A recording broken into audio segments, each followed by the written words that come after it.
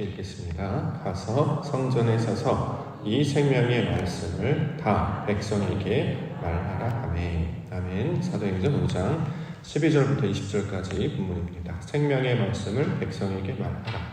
생명의 말씀을 백성에게 말하라 라고 하는 말씀의 제목입니다.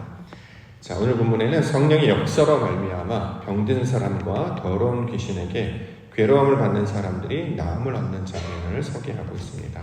자, 어떻게 사람들의 병이 나을 수 있을까? 어떻게 더러운 귀신 들린 자들이 온전해질 수 있었을까? 그것을 오늘 본문에서는 사도들이 생명의 말씀을 전하기 때문이다. 이렇게 생각하고 있습니다.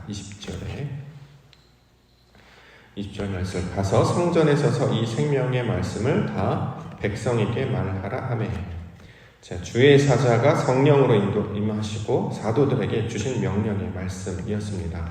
생명의 말씀을 백성에게 전하라고 하셨을 때 그 말씀을 받았던 백성들은 모두 나음을 입게 되었다라는 것이죠. 자, 그러면 여기서 말하고 있는 생명의 말씀이라고 하는 것이 어떤 의미인가? 이것을 우리가 살펴보고자 합니다. 여기서 말하는 생명의 말씀이라고 하는 것은 단순히 성경적 지식, 성경적 내용만을 가리키는 말이 아니라 예수님께서 전하는 방식대로 성경을 이해하고 증거하는 것을 가리키는 말입니다. 예를 들어서 요한복음 6장 63절에 보면 이렇게 기록되어 있습니다. 살리는 것은 영이니 육은 무익하니라. 내가 너희에게 이른 말은 영이요 생명이라. 자, 이게 예수님께서 하신 말씀이거든요. 내가 너희에게 이른 말 할 때 여기서 이른 말이 레마, 헬라어로 어떻게 번역이 되냐면 레마 이렇게 번역이 되어 있습니다. 요거는 이제 헬라어를 조금 이제 우리가 이해를 하게 되면 구분할 수 있게 되는데요. 하나님께서는 당신의 뜻과 당신의 내용을 우리 가운데 어떻게 주셨냐면 헬라어로 로고스, 말씀이라고 또 번역을 하거든요. 로고스로 우리에게 전달해 주셨어요. 그러면 우리가 그거를 로고스로 받아들입니다. 그런데 그것만 가지고는 우리가 지식이 부족하기 때문에 이해를 잘 하지 못해요. 태초에 하나님이 천지를 창조하셨다. 그래서 어떻게 하겠다는 거지? 태초에 하나님, 그랬구나. 창조에 관한 이야기, 우주가 그렇게 탄생했구나. 이렇게 받아들인단 말이죠. 예수님께서는 그렇게 말씀하지 않으시고, 여기서 말하는 태초에 하나님 천지를 창조했다라는 것은 우주 창조를 말하는 것이 아니라, 하나님께서 하나님의 사람들을 바꿔내신다. 뜻이 하늘에서 이루어지는 것이 땅에 이루어지는 그 이야기를 하고 있는 것이다라고 풀어서 설명을 해주는 것입니다. 그래서 이것을 레마라고 이야기합니다.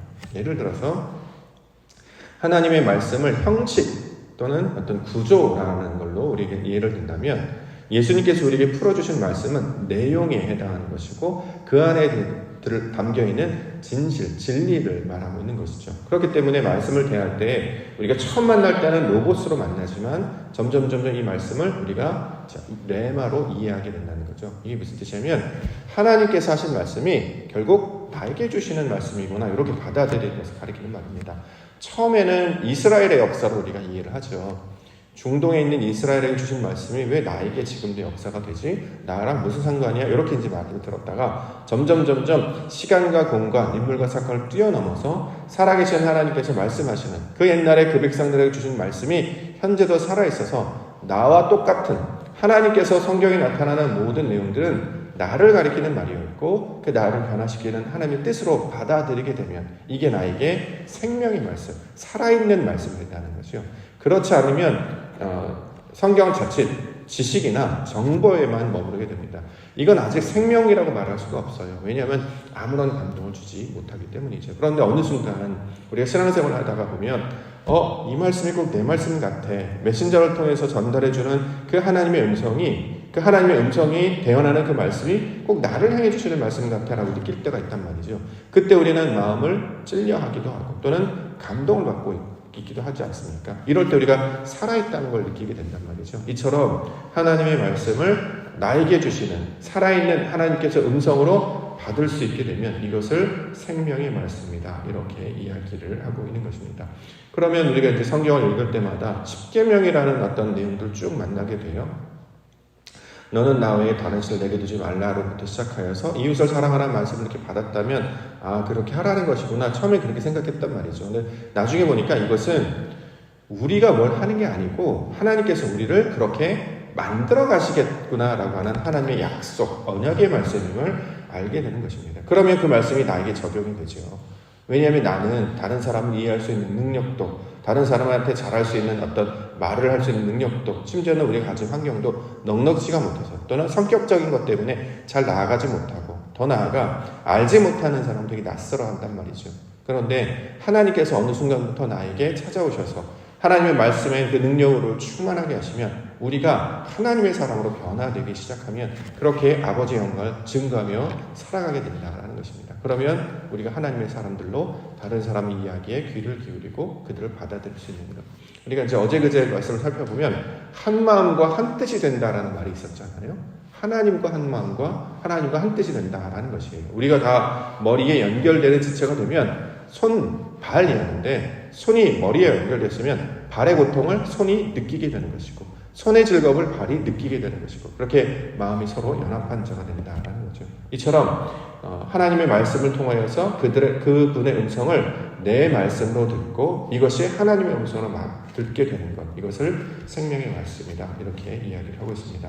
그러면 생명의 말씀을 백성에게 전하라라고 하는 것은 창세기 1장 1절에는 이 말씀이 나와 있다라는 말을 전하는 것도 되게 중요한 말입니다만 그 말씀이 나를 이렇게 변화시키셨습니다라고 하는 일종의 간증과도 같은 하나님의 말씀이 나를 새롭게 하고 나를 변화시키셨습니다라고 하는 자기의 말씀으로 해석해서 전하는 것을 생명의 말씀을 전하다 이야기한다는 거죠. 왜냐하면 예수님께서 이렇게 하셨잖아요.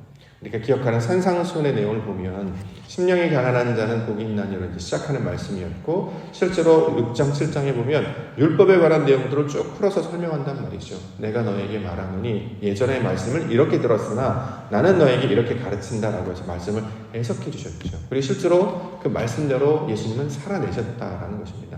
그렇기 때문에 하나님의 말씀이 예수님 안에 살아있는 말씀으로 생명의 말씀으로 역사하는 것처럼 우리도 이제 우리 안에 성령이 내주하여도 하나님의 마음을 품고 그 말씀을 받아들이게 되면 하나님의 말씀으로 말미암아 변화된 나를 아버지 앞에 이렇게 내어놓는 것처럼 사람들 앞에 전하는 것입니다. 그래서 하나님께서 나에게 이렇게 하셨어요. 우리 아이가 변했어요. 우리 아이가 달라졌어요. 이렇게 하는 것처럼 나의 신앙이 하나님 안에서 믿음 안에서 성장하게 됐습니다. 나 원래 그렇게 살던 사람 아니고 내가 가지고 있던 기질은 그렇게 할 수 없었습니다. 그런데 어느 날부터 내 마음을 감동시키시더니 나로 그렇게 살게 하시네요. 왜 이렇게 이런 일이 나타났냐고요? 하나님께서 하셨어요. 이 고백을 한단 말이죠. 이걸 생명의 말씀을 말한다 이야기를 합니다. 오늘 본문에 보면 사도들이 이 성령의 말씀, 복음을 전하다가 옥에 갇히는 사건이 벌어져요. 그랬더니 주의 사자가 나타나서 그들을 끌어낸 다음에 생명의 말씀을 전하라 이렇게 말씀을 주고 있단 말이죠. 여기서 성경에서 말하는 복문이라고 하는 것은 자기가 가지고 있는 경험, 자기가 가지고 있는 상황, 우리는 육신을 입고 있기 때문에 시간과 공간에 제약을 받을 수밖에 없잖아요. 예를 들어서 우리가 가난한 집안에 태어났어요. 부모님이 어떤 분이 태어났어요. 우리에게 딱 정해진 거잖아요. 이거 우리가 선택할 수 있는 게 아니고 이렇게 만들어진 거 아닙니까? 예를 들어서 옥토기 가운데 보내시러 받았단 말이죠. 그러면 그 상황 한계 가운데 갇혀 있지 말고 옥에서 나와서 하나님이 주신 내게 역사하신 그 증거들을 전하는 백성이 되라 라는 뜻으로 이 말씀을 받을 수 있어야 할 것입니다. 마태복음 11장 28절 수고하고 무거운 짐진 자들아 다 내게로 오라 내가 너희를 쉬게 하리라. 수고하고 무거운 짐, 삶의 무게, 삶의 고단함을 가리키는 말로 우리가 이제 받았습니다만 실제로는 여기서 말하는 수고하고 무거운 짐이라고 하는 것은 하나님 앞에 내가 좋은 사람이 되려고 애쓰는 그런 거를 가리키는 말이에요. 하나님 앞에 우리가 신앙생활 잘해서 하나님을 기쁘시게 하는 자, 하나님께 칭찬받는 자 되고 싶어 하잖아요. 그런데 아직 우리의 수준이 연약하단 말이죠. 그래서 우리가 지난 주일날 소년이라도 피곤하며 장정이라도 무너진다 이런 표현을 우리가 이제 살펴봤단 말이죠. 아직 우리의 수준이 묻기도 하고 듣는 정도의 소년의 상태. 장정이 되었으나 싸움에 나가서 잘 져요. 세상 가운데 나아가서 미혹되지 않고 유혹당하지 않으려고 하나님의 뜻대로 하고 싶은데 자꾸 마음이 무너지기 때문에 어떻게 해야 되나 하나님의 방법이 아니라 그래도 자꾸 내 방법을 의지하려 한단 말이죠. 그러니까 자꾸 신앙의 영적 전쟁이 진단 말이죠. 그런 소년의 상태, 장정의 상태 있는 것을 수고하고 무거운 짐진 자로 비유를 하는 것입니다. 그런데 주님께서 뭐라고 해요? 나한테 오라 이렇게 얘기했잖아요. 주님이 그 일을 감당하신단 말이죠. 이제 주님이 우리와 함께 하십니다. 그래서 우리와 함께 하시기 위해서 찾아오셨기 때문에 임마누엘이라고 부르고, 내가 세상 끝날까지 항상 너희와 함께 하겠다. 나는 혼자가 아니고 주님과 함께 있다라는 거죠. 그러면 내 능력과 힘으로 살아가는 것이 아니라 나는 이제는 나 사는 것이 아니요 하나님의 아들을 믿는 믿음 안에서 사는 것이다. 주님을 의지하면서 살아가는 것이다. 그러면 모든 짐을 주님께서 맡기셨다는 거예요. 거기서 말하는 짐은 어떻게 해야 하나님이 기뻐할까? 제사를 드려야 되나? 번제를 드려야 되나? 시편 51편에 이런 것들을 고백한단 말이죠. 하나님께서 만약에 제사를 기뻐하셨으면 다윗은 내가 수천 번제를 드렸을 것이다. 하나님께서 제물을 원하셨다면 내가 제물을 잡아서 드렸을 것이다. 그런데 하나님께서 원하시는 것은 제물이 아니에요. 그렇죠? 뭐예요? 상한 마음을 원하신다. 나는 약하네 하나님 도와주세요. 이 마음을 기뻐 받으신다라는 것입니다. 자, 자신의 한계를 깨닫고 주님을 의지하여서 주와 주님, 이 그리스도 예수를 믿는 믿음 안에서 나아가게 되면 이것이 나를 온전하게 하고 새롭게 하기 때문에 그 말씀의 고백을 하는 자들을 가리켜서 생명의 말씀을 전하는 자들이다. 이렇게 말씀하고 있습니다.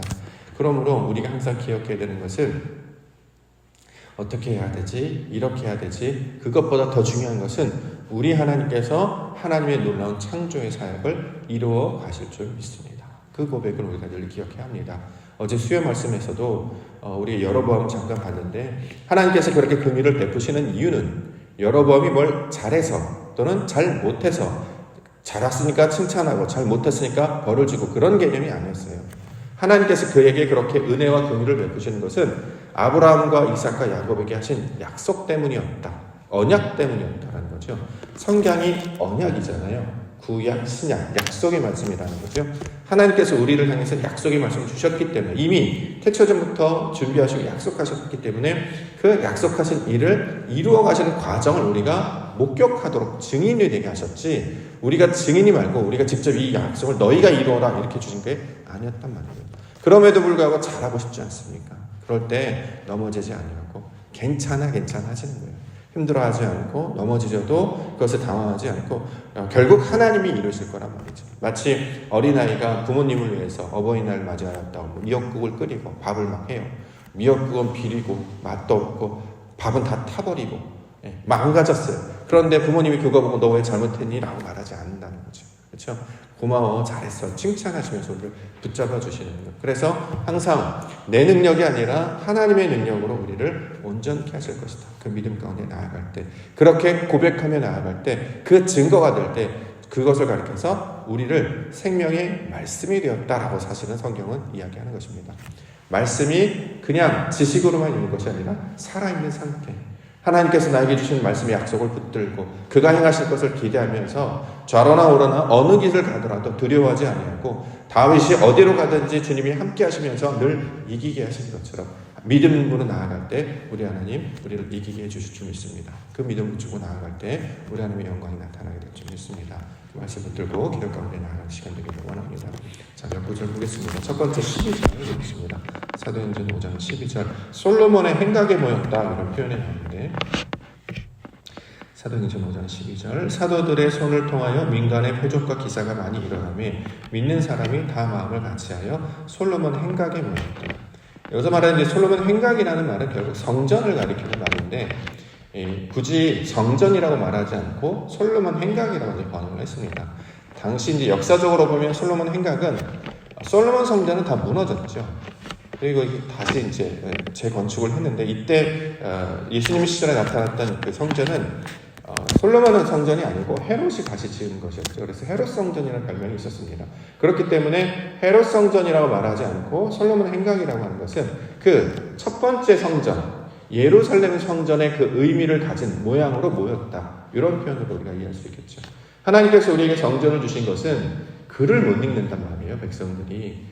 하나님께서 율법을 주셨는데 율법을 우리에게 주시면 우리가 이걸 읽을 수 있어야 되는데 글을 우리는 알지 못해요. 그렇기 때문에 하나님께서 알지 못한단 말이죠. 그래서 글을 모르니까 가르쳐 주시는 것 중에 또 하나가 뭐냐면 성막 또는 성전을 주셔서 하나님의 임재가 뭔지를 우리 가운데 베풀어 주셨습니다. 자, 그래서 그를 알지 못하더라도 성전을 향하여서 기도하고 간구하면 내가 들어주겠다. 왜냐하면 사람들은 성전이 있는 걸 보고 하나님의 임재가 우리와 함께 계시는 하나님이 저런 모양이구나라고 이해했기 때문이죠. 자, 이런 일들을 잊어버리고 있다가 그들이 믿게 되기 때문에 하나님의 뜻과 마음이 함께하기 때문에 자, 이제 원래 성전을 세웠던 그 의도대로 그 함께 우리의 믿음이 세워지게 되는 것, 이걸 이제 솔로몬 행각이 보였다라고 지금 번역을 하고 있습니다. 원래 의미는 이제 샬롬이 되었다, 이제 이 말입니다. 평강이 되었다. 솔로몬이라는 뜻이 샬롬이잖아요. 샬롬에서 온 단어이기 때문에 우리가 성령 안에서 성령의 역사로 말미암아 우리의 마음이 하나님의 마음을 붙잡게 되어서 우리가 이제 하나님의 신앙 믿는 믿음 안에서 살아가게 되면 하나님과 연합한 자가 되었잖아요. 이걸 성경은 샬롬이라고 부르거든요. 자, 이래서 이걸 샬롬이 되었다는 것을 우리 가운데 이해시키기 위하여 솔로몬 행각에 모이다라는 말로 번역해서 우리 가운데 가르쳐주고 있습니다. 자, 그랬더니 14절을 믿고 주께 나오는 자가 더 많으니 남녀의 큰 무리더라. 자, 주께 나오는 자가 많아졌다. 하나님의 은혜와 영광을 경험하는 자들을 가리키는 말이 되겠죠. 마지막 16절. 예루살렘 부근에 수많은 사람들도 모여 병든 사람과 더러운 귀신에게 괴로움을 받는 사람을 데리고 와서 다 나음을 얻으리라. 자, 우리가 이제 이해할 때 성경에서 나오는 병든 자, 더러운 귀신 들린 자는 뭘 가리키는 말이라고요? 하나님을 모르는 상태의 사람들. 여기서 병든 사람이 무슨 질병을 얻었다, 또는 여기서 말하는 더러운 귀신이라고 하는 것을 우리가 이제 이상한, 요즘 말하고 있는 우리나라 귀신, 이 미국 귀신, 일본 귀신, 그런 영적 존재로 많이 해석하는데 원래 의미는 그게 아닙니다. 사실 귀신 들린 자라는 말이 뭐냐면 과거의 내가 현재 나를 지배하는 거잖아요. 이게 귀신 들린 자의 모습이죠. 과거는 벌써 지나갔습니다. 옛날의 사람들, 10년 전에, 20년 전에 어렸을 때 어떤 경험들, 이건 다 과거 역사이기 때문에 현재하고는 아무 상관이 없는 거니까 끝났지 않습니까? 근데 아직도 과거의 그 내가, 과거의 어떤 사건이 나를 지배해. 옛날에 그 사람 나한테 싫은 말 했어. 옛날에 나는 어렸을 때 아픈 기억을 했어. 내가 넘어졌지. 그게 아직도 작동해서 현재 나를 지배하고 있는 상태예요. 이게 귀신 들린 상황과 똑같기 때문에 이렇게 묘사라는 것이지 어떤 영적인 피를 흘린다거나 이상한 모양을 해서 우리를 그런 말을 하는 게 아니에요. 그래서 하나님께서는 성령, 거룩한 영을 우리 가운데 보내주시죠. 거룩한 영이 우리 가운데 오면 과거를 끊어내게 돼요. 옛날에 내가 나를 주장하는 것이 아니라 하나님께서 기대하실 모양으로 우리가 나아가게 된다는 거죠. 우리는 무엇으로 부르심을 받았냐? 거룩한 자로 부르심을 받았고 하나님의 백성으로 부르심을 받았습니다. 그리스도로 새 옷을 입을 자이고 하나님의 성, 새 예루살렘 성을 받을 사람입니다. 미래가 우리를 끌고 나아가야 되는데 이게 원래 우리가 원하는 목적이잖아요. 그래서 앞으로 나아가는데 과거에 자꾸 붙잡혀 있는 사람들은 한 걸음도 나아가지 못하고 계속 주저앉아 있는단 말이죠. 그랬더니 백성들 앞에 사도들이 와서 진리를 선포하는 거예요. 과거의 너가 지금의 너를 어떻게 주장할 수 있느냐? 끊어내라. 자, 실체, 우리말로 하면 이제 정신 차려 이거죠. 정신 차려야죠. 아직도 잠자는 상태, 과거의 상태에 묶여있느냐? 나를 어떻게 인식할 것이냐? 하나님이 주시는 말씀의 능력으로 나를 인식해야 되는데 세상의 어떤 비교, 판단, 수치라든가 어떤 상대적인 어떤 소유물, 이걸 가지고 비교를 해서 나를 자꾸 이해하려고 하는데 그렇지 않습니다. 하나님께서 나를 어떻게 보시는가가 가장 중요한 거예요. 하나님께서 우리를 어떻게 보십니까? 아들이라고 보는 거잖아요. 딸이라고 보는 거잖아요. 그래서 아들과 딸은 잘못했다고 해서 철회되지 않아요. 넘어졌다고 해서 정죄하지 않습니다. 우리 하나님의 사랑은 변치 않으신다는 거죠. 자, 이것을 우리 가운데 붙잡고 나아가게 하셨습니다. 이렇게 하나님의 뜻으로 우리를 온전케 되는 것을 성경은 나음을 얻는다라고 묘사를 한단 말이죠. 하나님께서 말씀으로 우리를 온전케 해주신 줄 믿습니다.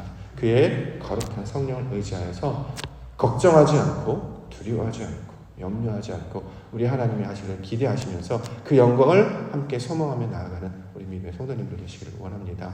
우리 하나님은 모든 만물을 창조하신 창조주이시고 다스리시는 통치자이십니다. 우리의 아버지는 이 정도로 든든하고 엄청난 분이시라는 거죠. 우리가 그의 자녀로 부르심을 받았기 때문에 당장에 우리의 눈에 보이는 그것에 마음을 뺏기지 아니하고 그가 이루실 놀라운 영광을 기대하시며 살아갈 때에 하나님의 놀라운 영광을 보게 해주실 줄 믿습니다. 그 믿음의 자녀로 살아가시는 믿음의 하루 되시기를 주의 이름으로 축원합니다. 알겠습니다.